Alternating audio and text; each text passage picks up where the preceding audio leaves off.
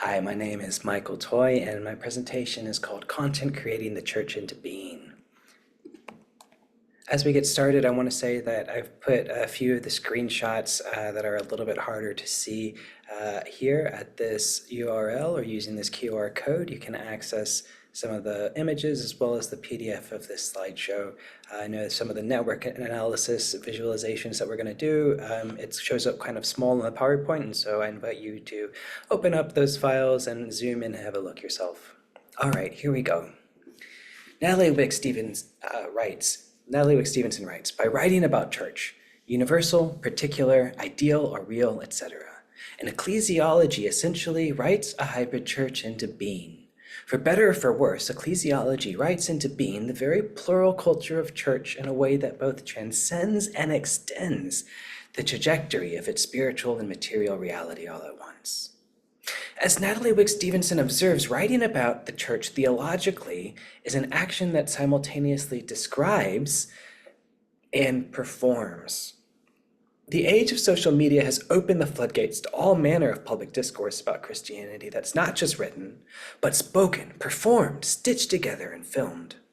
Commentary on the church comes from all angles, from self-identifying Christians, the avowedly non-religious, former Christians, journalists, academics, and so on.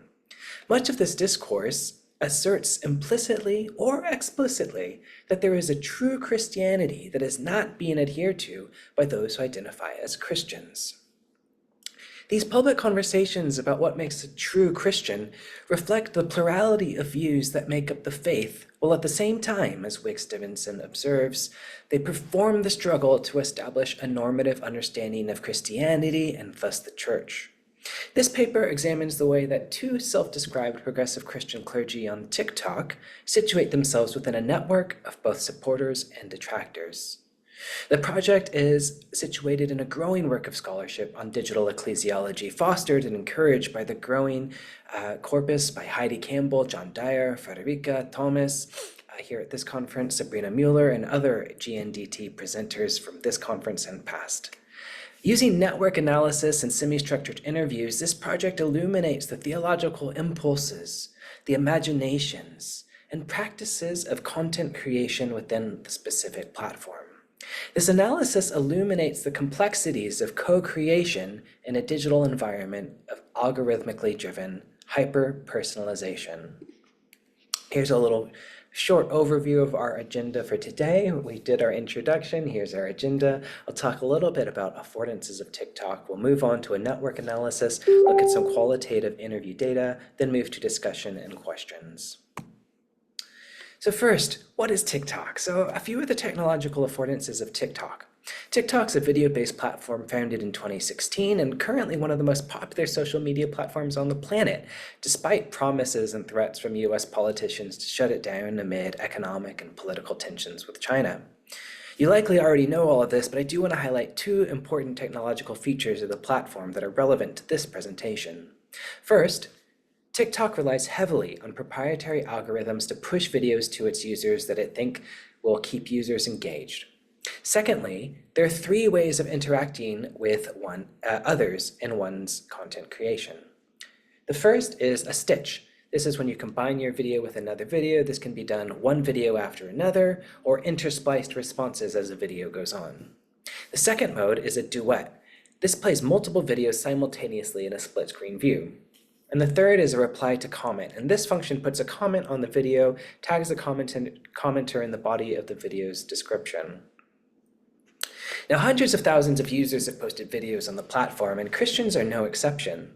There's a wonderful Master of Sacred Theology thesis about TikTok and progressive clergy by Natalie Louise Hill that came out of Boston University in 2023. The thesis examines the content of 90 videos from 9 different progressive clergy using the hashtag progressive clergy. Progressive clergy content is a large constellation of values and beliefs, but is marked by an ethos of love and inclusion as primary hermeneutical guides. Subsequently, creators using the hashtag progressive clergy are LGBTQ plus affirming, anti-racist, and oriented to social and environmental justice. Hill provides sharp analysis and sums up her findings. Based on the 90 videos analyzed in this study, progressive Christian clergy create TikTok content for 3 primary purposes. First, communicating the beliefs and values of progressive Christianity. Second, deconstructing and addressing harm caused by conservative Christianity. And three, addressing spiritual formation and pastoral care in relation to their online followers. She also notes that these clergy use TikTok to share personal aspects of what it's like being a member of the clergy, in addition to participating in fun TikTok trends. But here's the big question: is this church? Hill draws on John Dyer's work on digital ecclesiology to note that there are strong indications that authentic pastoral relationships are being built and formed using TikTok. Yet, Hill notes at the end of her thesis that, quote, the extent that community is approaching koinonia, and therefore church, at least as defined by the Fresh Expressions movement, cannot be determined entirely from video content. In other words, an examination of the content creator's videos is not enough to gauge whether anyone is listening, whether anyone remains listening, and what kind of relationships are being built. Now, this presentation investigates these questions and ultimately argues that church is indeed produced through ecclesiological claims articulated on TikTok, not through community, but through the sustained production of an intentional, networked, and relational ecclesiology. By examining network visualization and in-depth semi-structured interviews, I posit that #progressive clergy video creators are content creating the church into being. All right, here's again the URL for some of the data that we're about to look at. In recent years, the accessibility of large data visualization software has provided a tool for generating images that represent huge amounts of data as a network. These networks are made up of nodes and edges, as you can see here on this slide. There are a range of analytical insights one can glean from these visualizations, but I'll focus on two. The dataset that I gathered was from TikTok on April 25th, 2025, the week after Easter, with the ZSchulmer data collection tool. 283 videos by 171 unique accounts were identified using the hashtag search Progressive Christian. Similarly, 203 videos by 85 unique accounts were collected using the hashtag Progressive Clergy search. These were imported into separate Node.xl files and analyzed using a force-directed layout of a user mentions user network. Here, each node, a dot or image, represents a TikTok content creator. Each edge, a line connecting to another user, represents a mention of another TikTok account.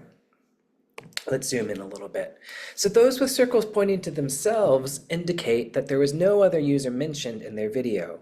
For the hashtag Progressive Christian, one can see that most users are not mentioning other users in the body of their TikTok video's description, although there are a couple dozen users interacting in this way, as seen in the right-hand portion of the graph. For the Progressive Clergy hashtag, note that there is much more interaction, with fewer isolated creators and more interactions with other accounts. Note the clusters in Group 2, G2, through Group 6, G6, indicating the responsive nature of the posts these creators are posting. These include some duets, stitches, and comment replies. Both of these networks match what data visualization analysts call a brand cluster, marked by many people speaking about a topic, but not primarily back and forth to each other. Compare that to a community cluster, which is similar to a brand cluster, but sparks back and forth conversations among smaller groups. This tells us two significant things about these videos. First, the content creators are not explicitly in conversation with each other in their content creation via the video descriptions. Second, the content that does reply to others are mostly engaging interlocutors in one-way interactions. Even if responding to a comment or content another has posted, these videos are not explicitly in a back and forth conversation with another user. Compare this to the YouTube debates between atheists and Christians described by Stephen P. Lage in his book Antagonism on YouTube. Also quite different from the genre of subtweeting.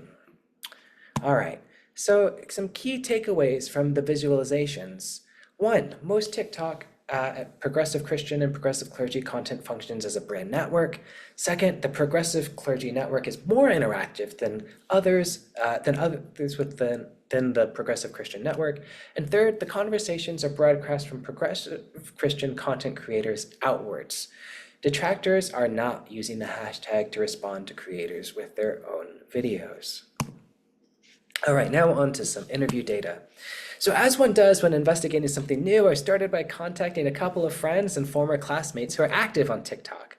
I organized a couple of Zoom calls to chat about their experience using TikTok as progressive clergy, and particularly about how their work in the digital sphere worked to expand public perception of what constitutes true Christianity. So I spoke with one friend, a UCC pastor based in California, who uses the handle at The Inclusive Pastor. He says, one of my passions as a pastor is sharing my academic focus through the years in biblical studies. Anything that gives a broader perspective on scripture for me feels like very progressive. And I asked about engaging with those who disagree. He says, it depends on what time I have, honestly. And there was one guy just like constantly trolling, and so I tried to engage him and just said, hey, like, you've been commenting a lot, would love to chat with you. Here's why we don't see eye to eye, but we love to talk to you about it. And he's like, oh, I'm not interested in talking to you about this. I just want to keep people away from your church. Okay, all right. I really enjoy engaging with people, but I don't do it often, particularly on TikTok. It's hard to have a good conversation with someone on TikTok. End quote. So in early May, I spoke with another friend, a PCUSA pastor at Rev. Carrie A. Olson in her mid-30s on the East Coast, who spoke of one particular video that had gone viral, a video posted on Good Friday that spoke about the crucifixion as a political act. As one might expect, given the polarizing nature of the internet, there are many supporters in the comments, but also many detractors. I asked her how she manages the comments and replies she got on that video. She says, for many of them, some of them I'm like, I'll be snarky and like sassy back and kind of playful. So that mostly depends on my mood of like, what's my patience level today? Like, is there somebody who commented on my Good Friday one saying, Jesus is king, get away from me, Satan, Jesus is king. And I was like, oh, you're so close, because Jesus is king is actually a political statement, and let me explain to you why. She picks up this comment and replied with her own video as shown in the slide. When there are people who are genuinely curious, I do try to engage because I don't know where these people are coming from. And they might not have any other resources or other points of access to this kind of theology. Because this might be somebody's first foray into a different kind of Christianity. So I don't want to shut them down or turn them away. So I try to assume good intent where I can, but sometimes I just don't have much bandwidth to engage. So what does this all mean for us today?